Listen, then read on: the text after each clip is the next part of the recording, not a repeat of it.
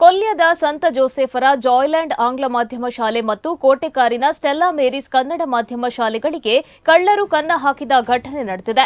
CCTV ಕ್ಯಾಮೆರಾವನ್ನ ತಿರುಚಿ ಬೀಗ ಒಡೆದು ಒಳನುಗ್ಗಿದ ಕಳ್ಳರು ಕಚೇರಿಯನ್ನ ತಡಕಾಡಿದ್ದು ನಗದು ದೋಚಿ ಪರಾರಿಯಾಗಿದ್ದಾರೆ. ಕಳ್ಳತನ ಪ್ರಕರಣವು ತಡವಾಗಿ ಬೆಳಕಿಗೆ ಬಂದಿದೆ.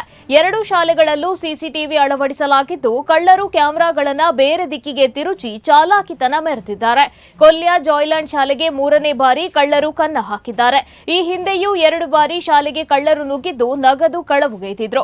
ಈ ಸಲ ಸಿಸಿಟಿವಿ ಕ್ಯಾಮೆರಾ ತಿರುಚಿ ಒಳನುಗ್ಗಿದ ಕಳ್ಳರು ಪ್ರಾಂಶುಪಾಲರ ಕಚೇರಿ ಕಬಾಟುಗಳ ಬೀಗ ಒಡೆದು ತಡಕಾಡಿದ್ದು ವಿದ್ಯಾರ್ಥಿಗಳಿಂದ ಪಿಕ್ನಿಕ್ ಆಗಿ ಸಂಗ್ರಹಿಸಿದ್ದ ಸುಮಾರು 26,000 ರೂಪಾಯಿ ನಗದನ್ನ ಎಗರಿಸಿ ಪರಾರಿಯಾಗಿದ್ದಾರೆ.